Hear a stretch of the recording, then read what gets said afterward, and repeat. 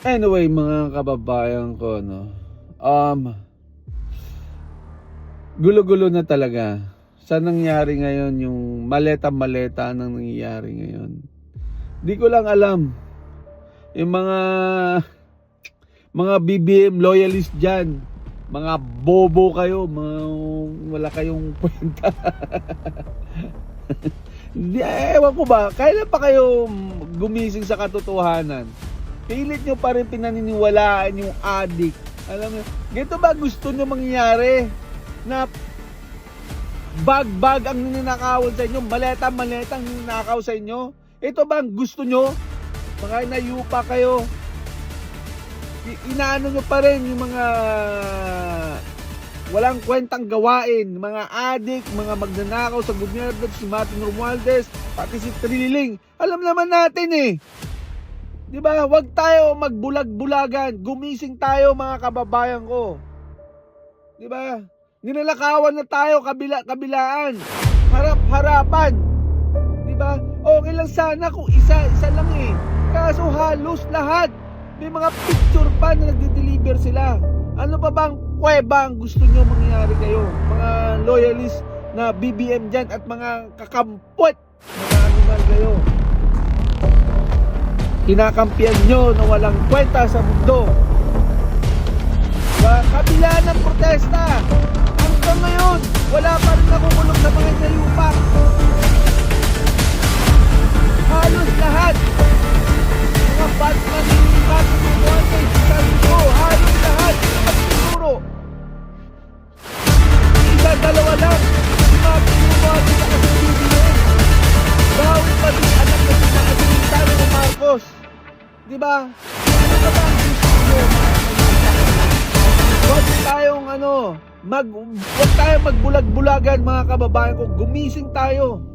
Gumising tayo mga kababayan ko. Ito, ngayon, sa ex-marines na yan. Tumatalsik na naman laway ko. Yung ex-marine na yan, sino ba dinadawit ngayon? Diba? BBM. Sinasakay pa nila sa helicopter para i-deliver lang yung pera na bag-bag, maleta-maleta.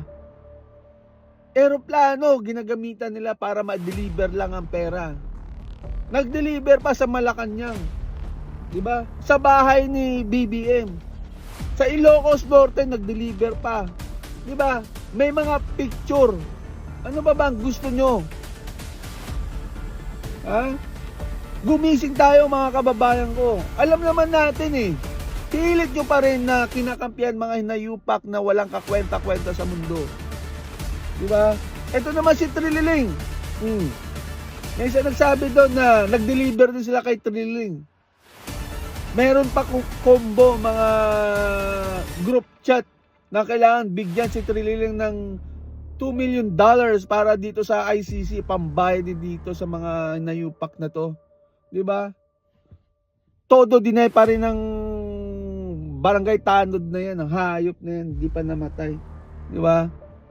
Alam nyo mga kababayan ko, gumising tayo. Alam naman natin katotohanan eh.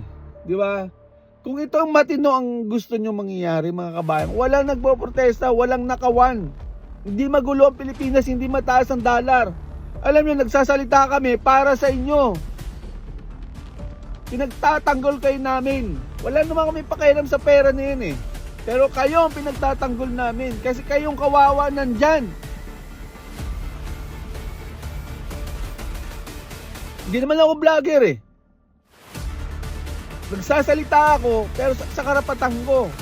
Dahil yung ginawa nila kay Tatay Digong na hindi karapat dapat. Asan ang hustisya doon? Di ba? Tutusin, pwede natin nilitis yan sa Pilipinas. Bakit sa dahig pa? Sino bang nasa likod nito? Di ba? Si BBM. Nagbulag-bulagan pa tayo na hindi si BBM na dinawit yung pangalan dyan sa ICC. Come on guys. Huwag tayong bulag. Lahat yan, kagawa lahat ni BBM. Mga kagagawa ng addict na yan. Di ba? Sino mga naghuli nun? Sila General Torre. Sino ba? Si Remulla. Sino ba? Sino yung mga yan? Mga tao lahat ni BBM lahat yan. Mga nayupak.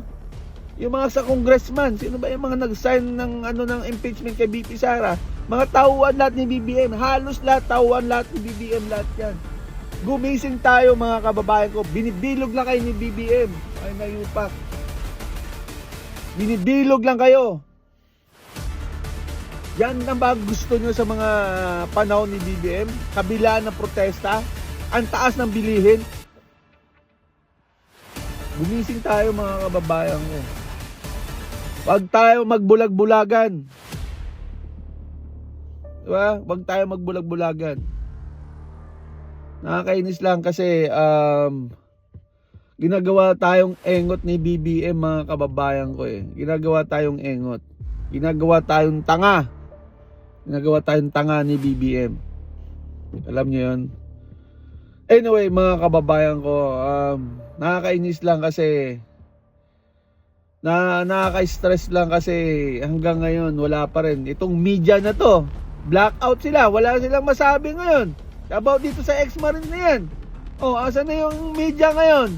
Wala silang cover. Puro lahat social media. Puro lahat vlogger mga panood mo. Hindi nila nilalabas. Diba? Sabi niyan, yung mga media niyan. Mas priority nila yung mga vlogger na kukulong. Sila Mr. Jack, saka si FLM. Mas focus sila doon kaysa doon sa ex-marine na maleta-maleta ang dinideliver ng inayupak para kay BBM at kay Martin Romualdez. Mas priority nila yung mga vlogger na kukulong, mga animal. Gumising kayo. Hoy, maging parehas kayo. Maging parehas kayo sa tao, sa kapwa nyo Pilipino. Dapat kayo ang nasa harapan para ilabas ang katotohanan. Pero anong ginagawa nyo? Pinagtatakpan nyo ang mga mali. Pinagtatakpan nyo si BBM at si Martin Romualdez. Mga hinayupa kayo. Pero dito sa vlogger na si Mr. Jack, todo kayo. Todo focus kayo. Pati si FLM na Marcos na yan. Todo focus kayo doon. Kaya naman kayo. Maging bias kayo, maging parehas kayo sa Pilipino. Dapat kayong naglalabas niyan, hindi kami. So anyway, bayaran kayo kaya ganyan eh. Noon pa naman yan mga kababayan ko. Sa panahon pa ni Pinoy yan, hindi mo mapanood yan. Puro tama ang nilalabas. Kaya may mga vlogger na ngayon. Kaya sabi ko nga sa inyo, may mga matitinong vlogger na at naglalabas ng katotohanan. Pero anyway mga kababayan to, balik tayo dito kay BBM at kay Martin Romualdez at kay Kitrililing na to. Ang kakapal na mukha nyo, hindi pa kayo kontento, maleta-maleta pa ang kininakaw nyo sa gobyerno. Pera ng taong bayan yan. Diba? Kung tinulong nyo na lang lahat yan sa hospital, sa mga children, mga dyan, mga kailangan. Ito mga kababayan ko, si BBM, hindi presidente takbo nito eh. Pagnanakaw ang tinakbo nito, ang kaya umupo nito. Kapangyarihan at pagnanakaw sa gobyerno. Ang tinakbo nito. Nakaw. Puro nakaw, kabilaan. Yan ang gusto ng mga to. Inuubos ang pera ng kaban ng bayan. Di na nahiya ang kakapal na mukha nyo. Maleta pa ang ninanakaw nyo para sa inyo. My God. Mga BBM loyalist dyan at mga Dilawan loyalist dyan, gumising tayo. Huwag tayo magbulag-bulagan. Alam naman natin ang katotohanan eh. Gumising tayo.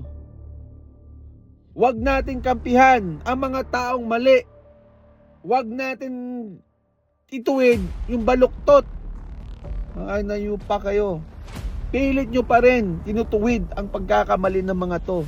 Alam naman natin na halos lahat si BBM at si Martin Romualdez ang tinuturo, ang mastermind nito. Kaya hanggang ngayon wala pa rin nakukulong. Sino nakukulong? Diba hanggang ngayon wala pa rin nakukulong. Lagi nila pinagtatakpan sa Senado, sa Congressman. Lagi nila pinagtatakpan. Mas focus sila kay BP Sara. 'di ba, sa impeachment, mga inayupak. Hayaan nyo, pag nakaupo si VP Sara o kung sino man, humanda kayo mga inayupak kayo kasi babalikan kayo. Karma is real, mga hayop. Babalikan kayo at makukulong kayo, mga inayupak kayo. Makukulong kayo. Yan ang wish ng taong bayan sa inyo.